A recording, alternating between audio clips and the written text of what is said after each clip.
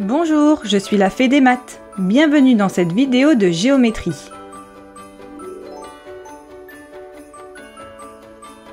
Ensemble, nous allons apprendre à tracer des triangles. Avant ça, je t'invite à t'abonner à notre chaîne YouTube et à activer la petite cloche pour recevoir les notifications.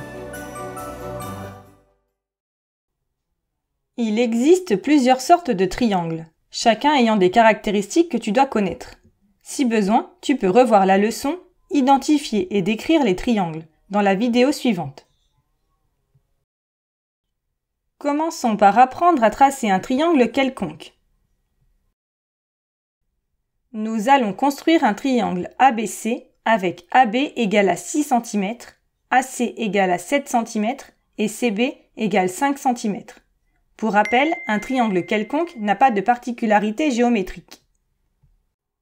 On commence par tracer le segment AB en mesurant 6 cm avec une règle graduée. On marque ensuite les deux sommets A et B ainsi que la longueur 6 cm. Pour AC, on va faire un arc de cercle de rayon 7 cm et de centre A. Pour cela, on utilise le compas. On prend un écartement de 7 cm en utilisant la règle. Ensuite, on pique en A et on trace un petit arc de cercle. On a ainsi toutes les longueurs qui partent de A et qui mesurent 7 cm. Pour trouver le point C, on va faire la même chose de l'autre côté.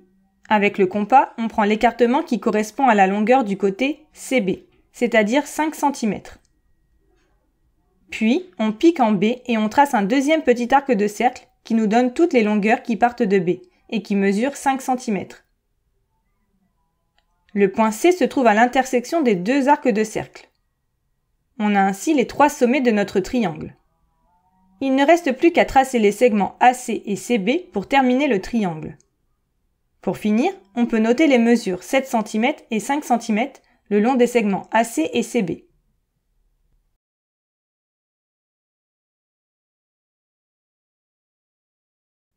Voyons à présent comment tracer un triangle rectangle. Nous voulons construire le triangle DEF rectangle en D avec DE égale à 6 cm et DF égale à 3 cm. Rappelons qu'un triangle rectangle possède un angle droit. Pour s'aider, on peut commencer par faire une figure à main levée. Cela permet de bien comprendre le texte et de résumer les propriétés de l'énoncé. Il faut donc construire un triangle rectangle. On code l'angle droit. Comme le triangle est rectangle en D, cela signifie que l'angle droit se trouve en D. Donc, on met D au niveau de l'angle droit. On place ensuite les points E et F ainsi que les mesures 6 cm pour DE et 3 cm pour DF. À présent, il nous faut reproduire cette figure. Pour construire un triangle rectangle, on commence toujours par les côtés de l'angle droit. On trace d'abord le segment DE en mesurant 6 cm avec une règle graduée. On marque les points D et E ainsi que la longueur 6 cm. Ensuite, on va tracer DF. On voit qu'il y a un angle droit en D.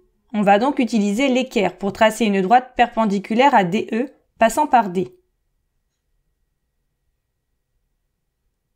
On sait que DF mesure 3 cm, donc on mesure avec la règle pour obtenir 3 cm. Nous avons les trois sommets. Pour terminer, il ne reste plus qu'à tracer le segment FE. Notre triangle rectangle est maintenant construit. Maintenant, étudions comment tracer un triangle isocèle. Nous souhaitons construire un triangle EFG isocèle en G, avec EF égale 6 cm et EG égale GF égale 5 cm. Rappelons qu'un triangle isocèle a deux côtés égaux. Nous allons utiliser la même démarche que pour le triangle rectangle. Commençons par faire une figure à main levée qui résume les propriétés de l'énoncé. Nous allons donc construire un triangle isocèle. Comme le triangle est isocèle en G, cela signifie que sa base est EF et que les deux côtés égaux sont EG et GF. On place le point G. On place ensuite les points E et F, ainsi que les mesures 6 cm pour EF et 5 cm pour EG et GF. À présent, il nous faut reproduire cette figure.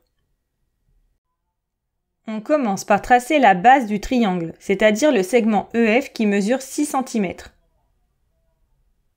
On marque les points E et F. Nous devons maintenant trouver le point G, qui se trouve à la fois à 5 cm de E et à 5 cm de F. Pour cela, nous allons utiliser le compas. On prend un écartement de 5 cm à l'aide de la règle. On trace d'abord un arc de cercle de centre E et de rayon 5 cm. Attention à ne pas refermer le compas, nous avons toujours besoin de cet écartement. On pique maintenant sur F pour tracer un arc de cercle de centre F et de rayon 5 cm. L'intersection des deux arcs de cercle est le point G. Il ne reste plus qu'à relier les points. Ainsi, EG égale 5 cm et GF égale 5 cm. Le triangle EFG est bien isocèle en G.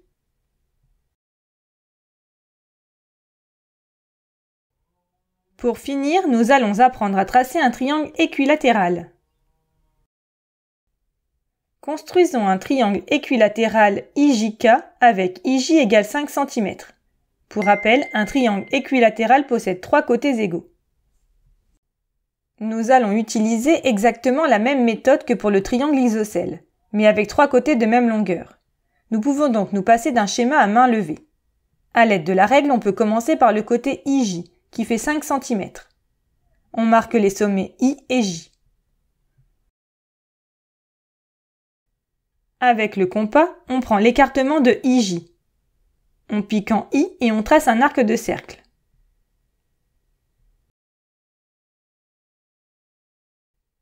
Puis, on pique en J et on trace un deuxième arc de cercle. Le point d'intersection de nos deux arcs de cercle est le sommet K. Il ne reste plus qu'à relier les points. Nous avons donc un triangle équilatéral dont les 3 côtés mesurent 5 cm. Et voilà, tu sais à présent tracer des triangles.